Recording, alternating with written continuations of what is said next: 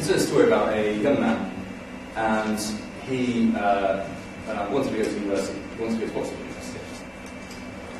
And this young man, he said to his father, he said, I want to go to Oxford University, I'm very bright, I love maths, I want to do physics, maths, all this kind of stuff. And his dad said to him, he said, well, no. He said, you go to Oxford University, you can do that. But I don't want you to study maths. So this young man said, well, what do you want to study? He said, I want you to study natural sciences. Natural sciences? I'm not living out of that. It's not what I'm passionate about, it's not what I want to do. But he went anyway. He was rather happy, and actually, funny enough, he started doing physics and got into that. And he went for, he was very, very active, incredibly active. He was one of the rowers. He was loved playing polo and was a keen runner.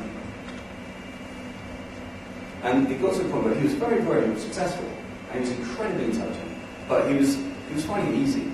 And he went to, he was going for his exams, and he was on the borderline between a first and a 2-1 for Oxford. You can't be a borderline. So he had to got called in for a verbal exam. Sitting across from him were the other professors, and very quickly through asking him, they actually found out that this guy sitting opposite him was more intelligent than they were. Infinitely more intelligent. So they put him through. Now this young man, he carried on studying after this. And then he came down with a form of Parkinson's, ALS, which is actually one of the most severe forms there is. And he was told when he was 21 years old, he had about 2 or 3 years left of life, if you're lucky.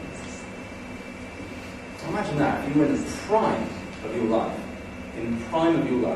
you're more intelligent than your Oxford professors, and you get told this, you've got 2 or 3 years left of life. Sure enough, the disease became worse. It was taken out of the legs, it was taken out here. Some of you probably decided to think you know who it is now, right? And then what happens? He goes to Geneva to give a conference about his brilliant work in 1985. And he's over there, and what happens? The cruelest thing in the world takes him out. He gets pneumonia, which when you have this condition is very, very severe. He gets rushed to hospital, and the only way that they could save his life is by giving him a tracheotomy. And severs his vocal cords, and he can no longer speak. Of course, you know this man's Stephen Hawking. Now this man finds it within himself to carry on, to push through, and to not be stopped, and not accept that this is going to stop him. He had that belief and confidence in himself that he had more to give beyond himself as a result.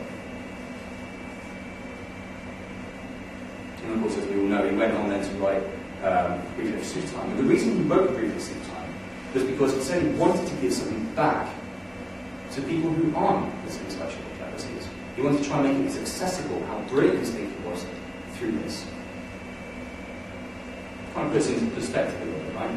Now, I'm not telling you this story to impress you, I'm telling it to impress upon you that belief and confidence within yourself is more important than you realise. And there's no reason why you shouldn't have it. So in this situation, Stephen Hawking took forward stuff that he was doing. You can lean back on it. Alright? And he came on to, his mindset was significantly different. Okay? So now some people go through the mindset of being, oh, woe is me, look, how could this happen? How could God be punishing me? How could, just in my prime of my life, I'm cut down, taken away? How can I, when I've got all this to give? Well, we can look at it as a gift. As a gift about, if I can do this, imagine how much I can inspire other people. So you have two choices. I want you to think of which one you are. So this was one of his mindsets.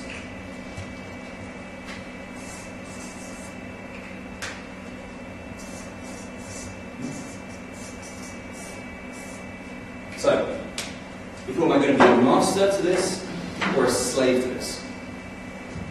And which would you rather be? Okay, so, quick show of hands. Who'd rather be slave? Come on, come on. Slave! Slave! Ooh. Who'd rather be master? Some of your hands barely half up. I'm not so sure about that. around dishing out master or slave. Who wants to be master? Yeah? Of everything, right? You've got to be a master of your emotions. You've got to be a master of opportunities, a master of your relationships. Okay? I'm not saying in a dictatorial way, I'm saying in a controlled way, that you know what you're doing, you can control it. Master of your finances, master of anything. Or are you a slave to that? Are you a slave to your habits because you don't have the mental discipline to stop doing whatever it is you're doing? True, right? Nobody wants to be the slave. This is an interesting question I like to ask my groups, and be interested in what you guys think. We've got quite a big group here. Can you think of a situation where it's good to be the slave? No? Or, I don't know, can you? Hello? You can't see me, right? Fizzle. Okay, no. So the only time that we've ever done something where we did something like this, and one person came up with something, they said, perhaps if you were in the army. And I was like, well, I don't know. So if you ever talk to anyone who's in the army these days, they don't walk in with a big stripe, the thing, the hats, boom like this, marching into combat, getting shot down as cannon fodder. That would have been a slave. Now they're actually much more tactical, using guerrilla tactics, yeah, where they're working out, buddying up with each other.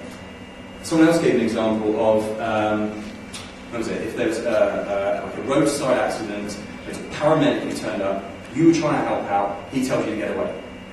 I thought, okay, maybe then you could describe that as being a slave to that paramedic for that second. But that's, we had to go through a lot just to come up with something that might be even close to being where it's positive to be a slave. So if all of us have the control, I'll come to you at the end, that's okay. If all of us have the control to be a master or a slave in a situation, why aren't we? Why aren't we? It's easy. That's why. It's easy to sit back and just say. And then you get in this thing called the blame game. You're blaming this. Oh, I didn't have all this. I didn't have much money when I started. I work in this part of the office. Oh, I've got a project manager. I've got an addiction to cigarettes. Whatever it is. Okay, it's just this blame game story that you've got running. Right? Seriously. And our mind is the most. If you think EastEnders is like a soap opera, what's going on up here? Right? It's churning through stuff. And you've got subplots, and you've got these demonized people, like, and then like the whole world's conspiring against you or something. You just make it up. Frankly, the world doesn't care. Other people, you're not even that significant to them. I'm really sorry to break it. I'm not making this up. This is just the rules of the game. But we love to play out these stories that, this is happening, that's happening. Well, if you believe that, if you buy into that ridiculous story that you've created yourself, fine, then you are here. Or you have a decision right now to change it. Now for me, I'm in charge of this and the that. And it's hard. It's not always easy. It's hard. But it's only as hard as you want it to be. Good or good. Right? Everyone understands the concept?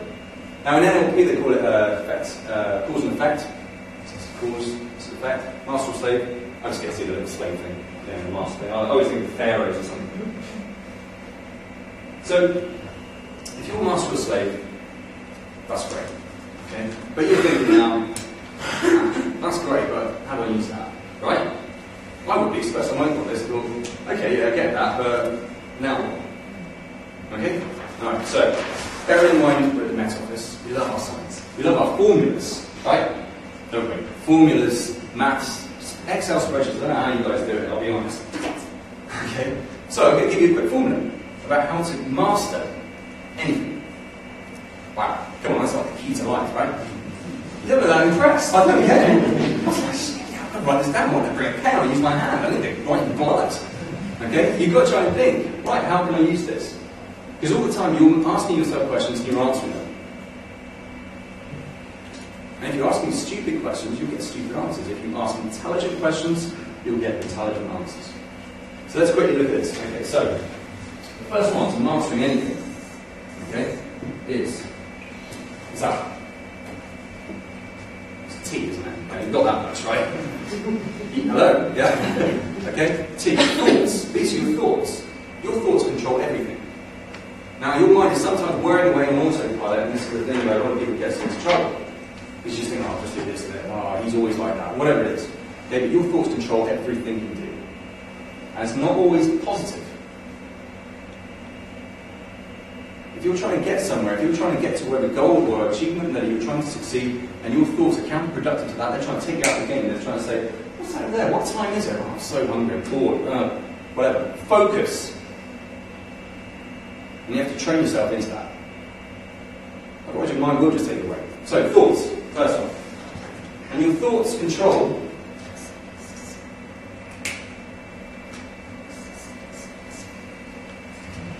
E, what would that be? Energy, close. Emotions, brilliant. Is that true, do you think? Maybe? Yeah? Okay, tell you what, right. Everyone push your legs, feet flat on the floor. Come on, if you could, I'll tell you what, look, think back to your comfort zone. You can't even do this. Right, just want you to all close your eyes. Uncross your arms, put your hands in your laps. Okay? Just take a deep breath in. You're standing up, take a deep breath in. Take a deep breath out. Take a deep breath in. And breathe out.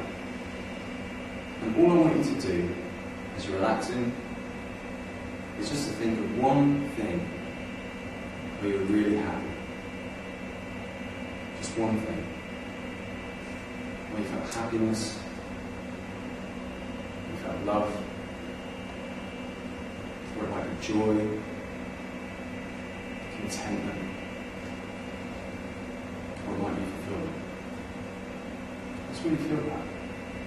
Picture it in your mind. Make it bigger. Smile. It's a nice experience.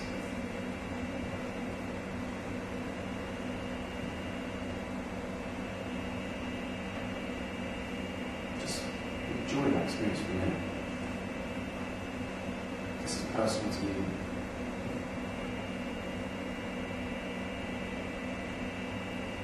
Very good. Take a deep breath in.